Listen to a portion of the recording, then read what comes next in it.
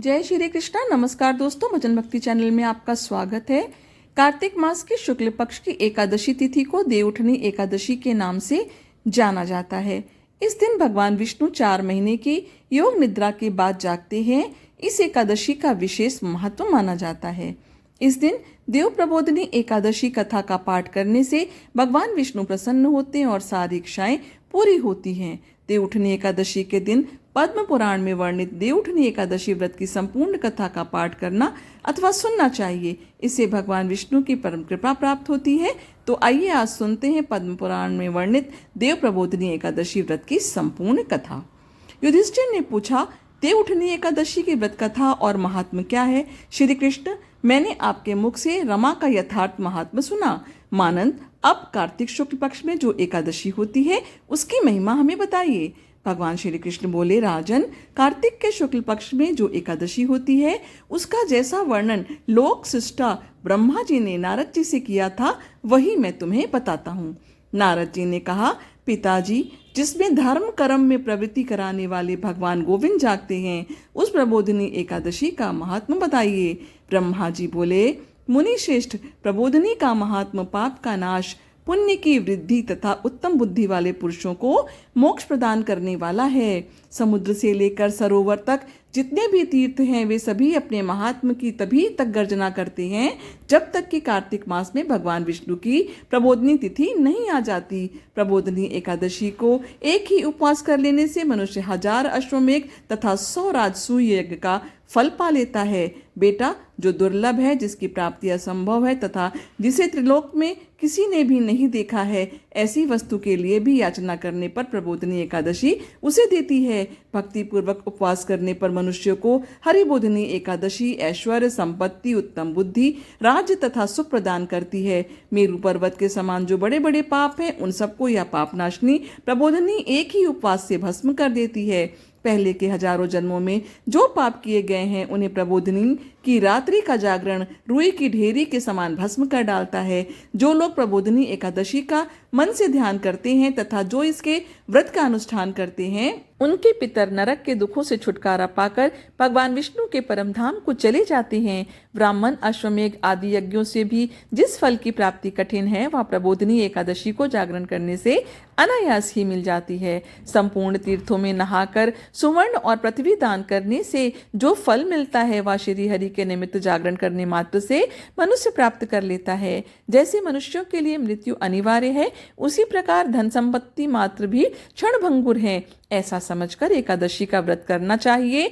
तीनों लोकों में जो कोई भी तीर्थ संभव है वे सब प्रबोधिनी एकादशी का व्रत करने वाले मनुष्यों के घर में मौजूद रहते हैं। कार्तिक की हरिबोधिनी एकादशी पुत्र तथा पौत्र प्रदान करने वाली है। जो प्रबोधिनी को उपासना करता है वही ज्ञानी है, वही योगी है, वही तपस्वी और जितेंद्रिय है तथा उसी को भोग और मोक्ष की प्राप्ति होती है। बेटा, प्रबोधिनी एकादशी को भगवान विष्णु के उद्देश्य से मानो जो स्नान, दान, जप और होम करता है वह सब अक्षय होता है। जो मनुष्य उस तिथि को उपवास करके भगवान माधव की भक्ति पूर्वक पूजा करते हैं वे 100 जन्मों के पापों से छुटकारा पा जाते हैं। इस व्रत के द्वारा देवेश्वर जनार्दन को संतुष्ट करके मनुष्य संपूर्ण दिशाओं को अपने तेज से प्रकाशित करता हुआ श्री हरि के वैकुंठ धाम को जाता है। प्रबोधिनी को पूजित होने पर भगवान गोविंद मनुष्यों के बचपन, जवानी और बुढ़ापे में किए हुए 100 जन्मों के पापों को, चाहे वे अधिक हो या कम, धो डालते हैं। अतः हमेशा प्रयत्न करके संपूर्ण मनोवांछित फल को देने वाले देवादिदेव जनार्दन की उपासना करनी चाहिए। बेटा नारद, जो भगवान विष्णु के भजन में तत्पर होकर कार्तिक में अन्न का त्याग करता है वह चंद्रायण व्रत का फल पाता है। जो प्रतिदिन शास्त्रीय चर्चा से मनोरंजन करते हुए कार्तिक मास व्यतीत करता है वह अपने संपूर्ण पापों को जला डालता है और 10,000 यज्ञों का फल प्राप्त करता है। कार्तिक मास में शास्त्रीय कथा के कहने सुनने से भगवान मधुसूदन को जैसा संतोष होता है वैसा उन्हें यज्ञ, दान अथवा जप आदि से भी नहीं होता। जो शुभ कर्म परायण पुरुष कार्तिक मास में 1 या आधा श्लोक भी भगवान विष्णु की कथा बाँचते हैं उन्हें 100 गोदान का फल मिलता है। महामुने, कार्तिक में भगवान केशव के सामने शास्त्र का स्वाध्याय तथा श्रवण करना चाहिए।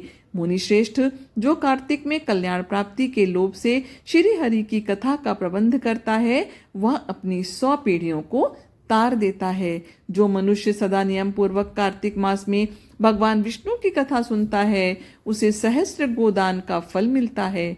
जो प्रबोधिनी एकादशी के दिन श्री विष्णु की कथा श्रवण करता है उसे 7 द्वीपों से युक्त पृथ्वी दान करने का फल प्राप्त होता है। मुनि श्रेष्ठ, जो भगवान विष्णु की कथा सुनकर अपनी शक्ति के अनुसार कथावाचक की पूजा करते हैं उन्हें अक्षय लोक की प्राप्ति होती है। नारद, जो मनुष्य कार्तिक मास में भगवत संबंधी गीत और शास्त्र विनोद के द्वारा समय बिताता है उसकी पुनरावृत्ति मैंने नहीं देखी। मुने, जो पुण्यात्मा भगवान के समक्ष गान, नृत्य, वाद्य और श्री विष्णु की कथा करता है वह तीनों लोकों के ऊपर विराजमान होता है। मुनि श्रेष्ठ, कार्तिक की प्रबोधिनी एकादशी के दिन बहुत से फल, फूल, कपूर, अर्गजा और कुमकुम के द्वारा श्री हरि की पूजा करनी चाहिए। एकादशी आने पर धन की कंजूसी नहीं करनी चाहिए क्योंकि उस दिन दान आदि करने से असंख्य पुण्य की प्राप्ति होती है। प्रबोधिनी को जागरण के समय शंख में जल लेकर फल तथा नाना प्रकार के द्रव्यों के साथ श्री जनार्दन को अर्घ्य देना चाहिए। संपूर्ण तीर्थों में स्नान करने और सब प्रकार के दान देने से जो फल मिलता है वही प्रबोधिनी एकादशी को अर्घ्य देने से करोड़ गुना होकर प्राप्त होता है। देवर्षि, अर्घ के पश्चात भोजन, आच्छादन और दक्षिणा आदि के द्वारा भगवान विष्णु की प्रसन्नता के लिए गुरु की पूजा करनी चाहिए। जो मनुष्य उस दिन श्रीमद् भागवत की कथा सुनता है अथवा पुराण का पाठ करता है उसे एक एक अक्षर पर कपिला दान का फल मिलता है। मुनि श्रेष्ठ, कार्तिक में जो मनुष्य अपनी शक्ति के अनुसार शास्त्रोक्त रीति से वैष्णव व्रत यानी एकादशी का पालन करता है उसकी मुक्ति अविचल है। केतकी के एक पत्ते से पूजित होने पर भगवान गरुड़ ध्वज 1000 वर्ष तक अत्यंत तृप्त रहते हैं। देवर्षि, जो अगस्त के फूल से भगवान जनार्दन की पूजा करता है उसके दर्शन मात्र से नरक की आग बुझ जाती है। वत्स, जो कार्तिक में भगवान जनार्दन को तुलसी के पत्र और पुष्प अर्पण करते हैं उनका जन्म भर का किया हुआ सारा पाप भस्म हो जाता है। मुनि, जो प्रतिदिन दर्शन, स्पर्श, ध्यान, नाम कीर्तन, स्तवन, अर्पण, सेचन, नित्य पूजन तथा नमस्कार के द्वारा तुलसी में 9 प्रकार को भक्ति करते हैं वे कोटि सहस्र योगों तक पुण्य का विस्तार करते हैं। नारद, सब प्रकार के फूलों और पत्तों को चढ़ाने से जो फल होता है वह कार्तिक मास में तुलसी के एक पत्ते से मिल जाता है। कार्तिक आया देख प्रतिदिन नियम पूर्वक तुलसी के कोमल पत्तों से महाविष्णु श्री जनार्दन का पूजन करना चाहिए। 100 यज्ञों द्वारा देवताओं का यजन करने और अनेक प्रकार के दान देने से जो पुण्य होता है वह कार्तिक में तुलसी दल मात्र से केशव की पूजा करने पर प्राप्त हो जाता है। तो एक बार प्रेम से बोलिए श्री हरि विष्णु भगवान की जय।